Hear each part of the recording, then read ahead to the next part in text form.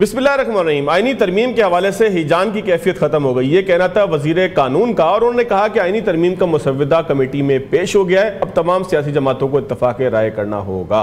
बिलावल भुट्टो साहब ने भी कहा आईनी तरमीम के हवाले से एक जानिब पाकिस्तान तहरीक इंसाफ कहती है कि हमें वक्त दें, हमसे बात करें, दूसरी जानिब धमकाने की कोशिश करती है। इंतजार करेंगे लेकिन ज्यादा इंतजार नहीं करते, हुकूमत भी चलाना होती है। मेरे साथ मौजूद है शौकत बसरा साहब पाकिस्तान तहरीक इंसाफ से, और पाकिस्तान मुस्लिम नून से मुझे ज्वाइन किया है इख्तियार वली खान साहब ने। इख्तियार साहब, सर आप ही फरमाइएगा, सर ये काम पहले कर लेते, इतने लंबे अरसे आप लोगों ने लोगों को जो है वो हिजान में रखा। खुद अगर वजीर कानून ये कह रहे हैं कि हिजान में रखा, तो इसका मतलब जो हम सोच रहे थे वो भी ठीक था कि आप लोग छुपा छुपा के मुसव्विदा बैठे हुए थे, पेश नहीं हो रहा था, आपने पेश भी कर दिया है, कमेटी के अंदर भी आ गया, डिस्कशन भी हो गई है, तो ये काम 20-25 दिन पहले कर लेते सर।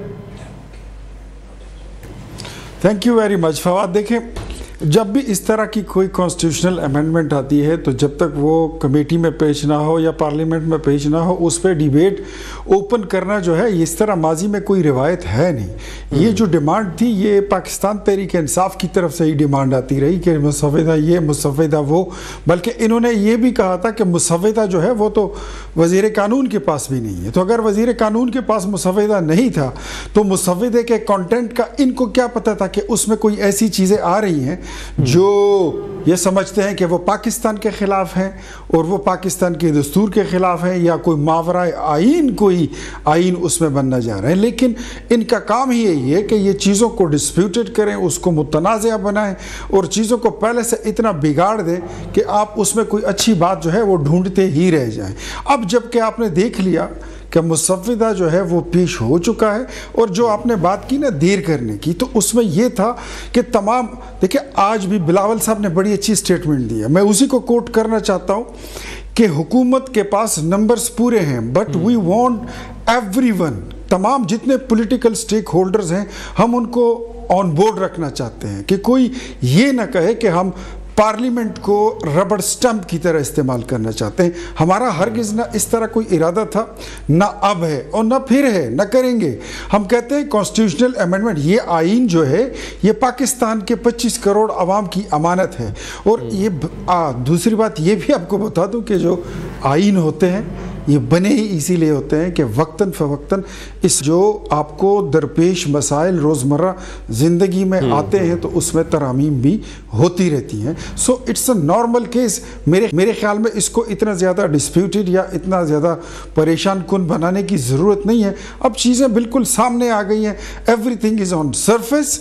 मेरे ख्याल में now PTI should come over और उनको अपना जो पार्लियामेंट किरदार है वो अदा करना चाहिए। अगर वो अपना वो दूसरा वाला जो रोल है उसको छोड़ के वो पाकिस्तान की खातिर, दस्तूर की खातिर आएंगे, तो मेरे ख्याल में आईनी अदालतें, ये भी कोई वो बात नहीं है कि जिसको आप गैर आईनी कह सकते हैं। ये वक्त की ज़रूरत है कि आपकी अपनी अदलिया पर इस वक्त बहुत बोझ है, ताकि उनके शोल्डर्स भी लाइट हों और आगे काम चले, मुल्क का निज़ाम चले। शौकत बसरा साहब, जिस तरह से इख्तियार वली साहब ने भी कहा और फिर मैंने वज़ीर कानून का आपको हवाला दिया, तो सर अगर कोई हिजान था जैसा कि पाकिस्तान तहरीक इंसाफ को लग रहा था कि उनसे छुपाया जा रहा है, या कोई ऐसी आईनी तरमीम आ रही है जो शब खून है, फिर जिस तरीके से बात की जा रही थी कि शायद जो है वो जस्टिस काजी फायज़ ईसा साहब की एक्सटेंशन की बात होगी, वो भी आज फुल कोर्ट के हवाले से जो है वो आज नोटिफिकेशन आ गया है। तो सर अब पाकिस्तान तहरीक इंसाफ किसी तूफ़ानी कैफियत से निकल आई है सर, थोड़ा सुकून मिला है। कल पेशावर में भी जो कुछ हुआ, अली अमीन गंडापुर साहब के साथ वफाकी हुकूमत के बहुत से नुमाइंदे मौजूद थे, चाहे फिर वो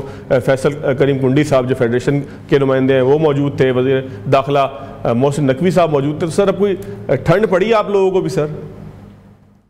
फवाद भाई, सवाल का जवाब देने से पहले इमरान खान जो हमारे बानी चेयरमैन है PTI के, उनकी ज़िंदगी को शदीद ख़तरात लाहक हैं और उन्हें जो है हमें मिलने नहीं दिया जा रहा, ना मुलाकात पे पाबंदी है। बल्कि अभी आज जब मैं आपका प्रोग्राम कर रहा हूँ, थोड़ी देर पहले चीफ जस्टिस उमर फारूक की अदालत में हम गए थे।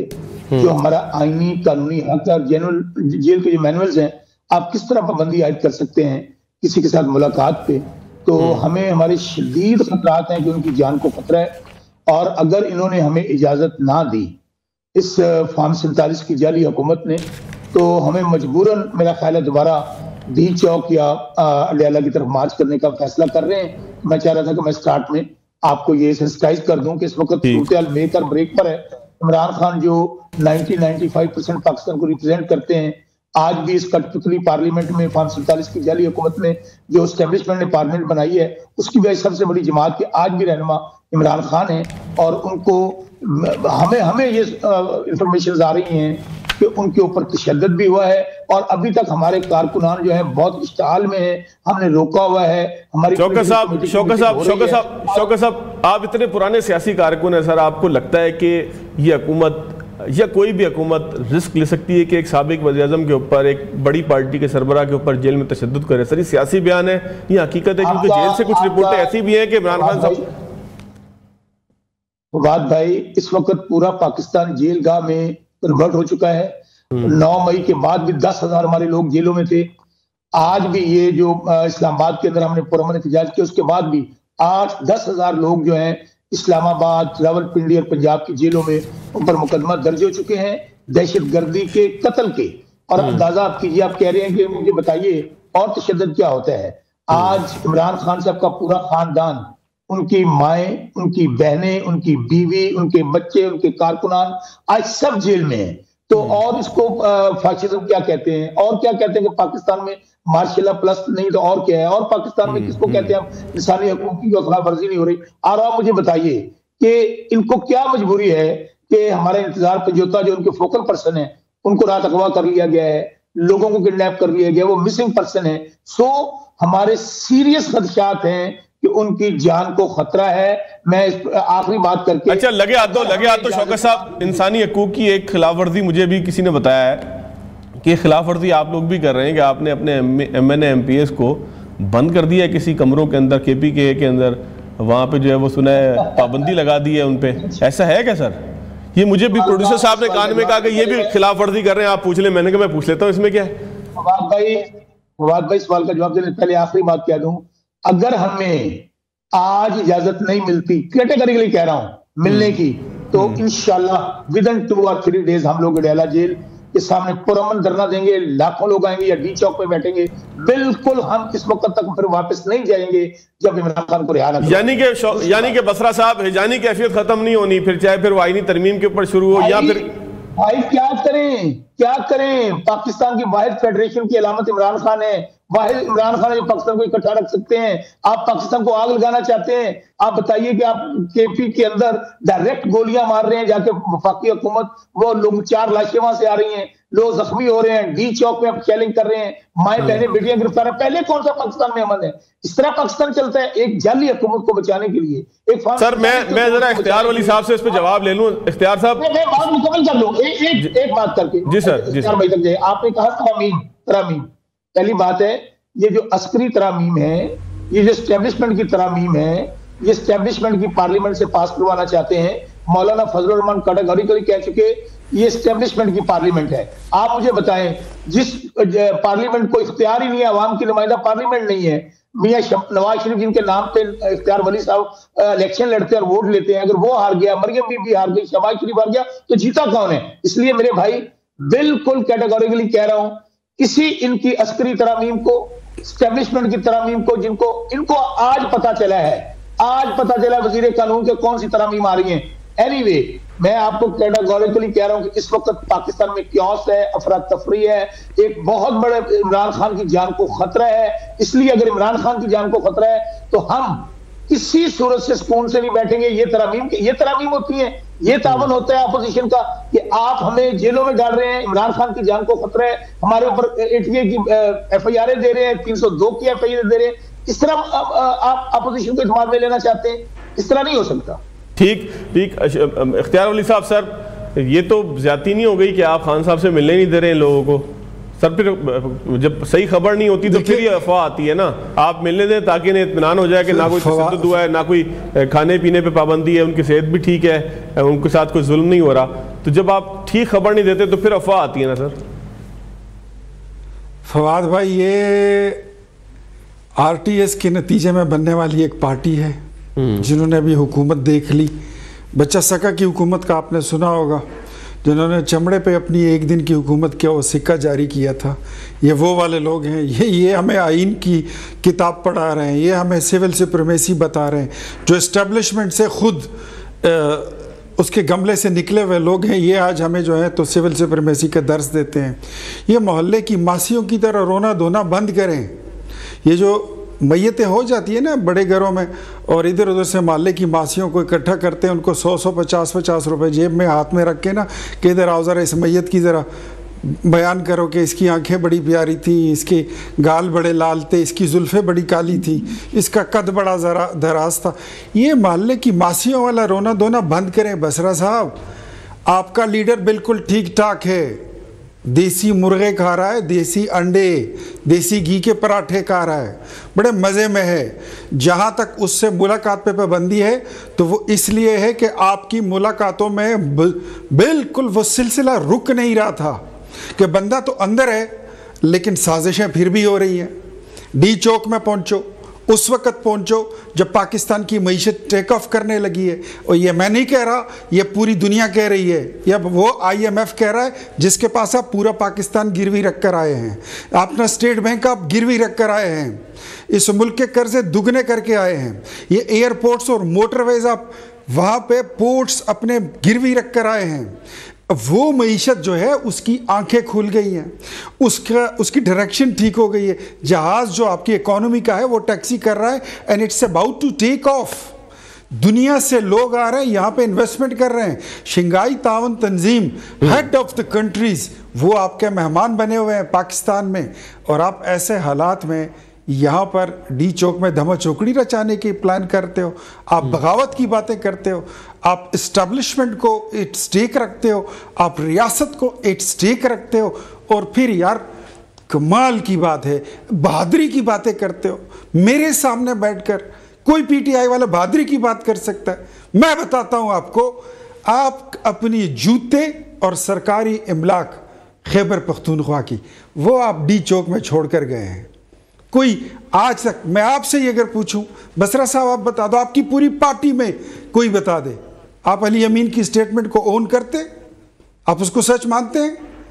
Is he Mister India? Is he Indiana Jones? वो डॉन है जिसके पीछे 11-12 मुल्कों की पुलिस फिर रही थी और वो हाथ नहीं आ रहा था? जरूर देखिए, वो एक मूवी है the memories of an invisible man. तो झूठ के ये जो आप पहाड़ खड़े कर देते हैं ना, ये बातें छोड़ दे, ये गलत बातें हैं। अब ये पाकिस्तान के बनने का, संवरने का वक्त आ गया है और इसमें किसी शरारत और किसी इंतशार की गुंजाइश नहीं है। और मैंने आपको बता दिया था कि हम आपको पॉलिटिकली डील कर रहे थे, लेकिन आपको पॉलिटिकल सियासी ज़बान समझ नहीं आई। अब ये बातें छोड़ दो कि उधर बंदा उठा लिया गया, इधर पर्चा हो गया। ये पर्चे वर्चे आपने बड़े देखे हैं, हमने बड़े देखे हैं, हम भुगत चुके हैं ये सारी चीज़ें। हम तो इतना भुगते हैं कि उसकी कोई, आपने उसका तो अभी 5% भी नहीं भुगता जितना हम भुगत चुके हैं।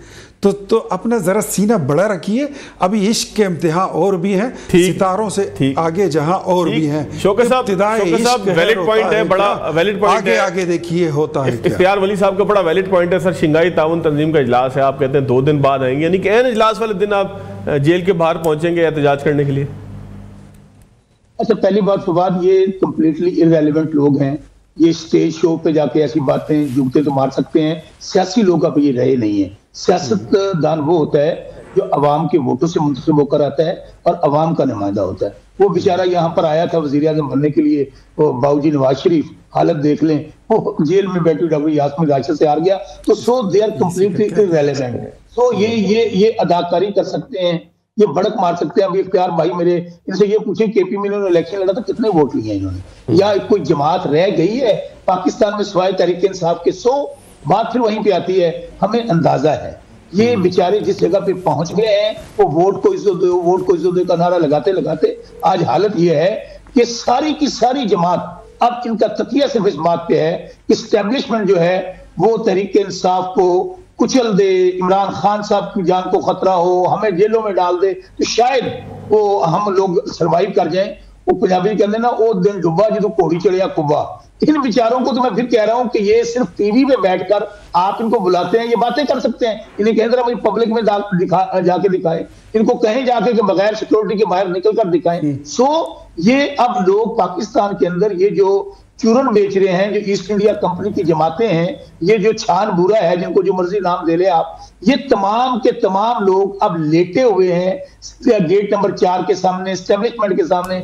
अल्लाह का वास्ता है, खुदा का वास्ता है, इमरान खान को इस तरह खत्म करो। 2 साल हो गए हैं, हमें दीवार से लगाया जा रहा है, पार्टी तोड़ी जा रही है, निशान छीने गए, इलेक्शन नहीं लड़ने दिया गया। शौकत बदरा आपके सामने बैठा है, 50,000 वोटों से जीत कर आया हूं, तीसरे नंबर वाला इजाजुल्लाह का, उसको जितवा दिया गया। पूरे पाकिस्तान में ये हालत है। उसको मेरे भाई इनकी तो बात का जवाब देना वक्त जाया करने के मुताबिक है। हम तो इनको एंजॉय करते हैं, सिर्फ जैसे वो आप देखने जाते हैं ना, वैरायटी शो देखने जाते हैं या किसी प्रोग्राम में जाते हैं तो वो झुकते लगती हैं, हम इनको एंजॉय करते हैं कि इनको सुने, एंजॉय करें। इनकी बात का जवाब इसलिए मैं नहीं दे रहा, इस वक्त पाकिस्तान में 2 फोर्सेज हैं, एक पाकिस्तान तहरीक इंसाफ है और दूसरी तरफ है स्टैब्लिशमेंट जिसने पाकिस्तान की सलामती की जिम्मेदार है, और इमरान खान है जो एक सियासी हकीकत है। और 2 ही हकीकतें हैं जो पाकिस्तान को बचा सकती हैं। इनका फायदा किस चीज में है कि बस ये कहें कि जनाब देखें ये स्टैब्लिशमेंट के खिलाफ प्रोपेगेंडा कर रहे हैं। और मेरे भाई यहां हम भी रहते हैं, ये जो दहशतगर्दी है इसके पीछे वर्दी है। फिर लंदन से बैठ के वही बाबूजी इस तरह गोलाबारी करते थे चीफ ऑफ आर्मी स्टाफ के खिलाफ, DGIS के खिलाफ, डॉन लीक हुआ। सो इन विचारों की अब कहानी हो गई है खत्म। तो सो मेरे भाई जो लोग काउंसलर बनने की हैसियत ना रह गई हो, उनके साथ तो हमारा मुकाबला नहीं है। अब आप करना क्या चाहते हैं? आप पाकिस्तान की सालमियत पर हमलावर हो चुके हैं, पाकिस्तान के आइन पर हमलावर हो चुके हैं। सर शौकत साहब एक छोटी सी यहाँ पे मैं चाहूंगा कि आप थोड़ी सी इसको करेक्शन कर लें। सर ये जुमला अजीब सा नहीं, दहशतगर्दी है इसके पीछे बढ़ती है, जो जाने दे रहा है उसी को आप इल्जाम ठहरा रहे हैं सर यहाँ पे। फवाद भाई ये किसने कहा था? ये जो हारी हुई हमारी चीफ मिनिस्टर है पंजाब की, बाबूजी नवाज शरीफ की बेटी, जो पूरा टब्बर हार गया, ये उन्होंने नारा लगाया था, मैं उनके हवाले से बात की है। ठीक, अब मैं सिर्फ ये अभी कह रहे थे ना कि अच्छा सुन तो लो, मेरी बात मुकम्मल सुन लें।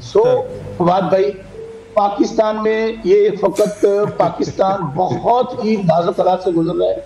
इस वक्त पाकिस्तान में इन जैसे लोग, मैं बार बार कह रहा हूं कि जो काउंसलर बनने के अहल नहीं रहे, जिनका लीडर हार गया, ये बेचारे इस वक्त सिर्फ और सिर्फ ये चोरन बेचना चाहते हैं।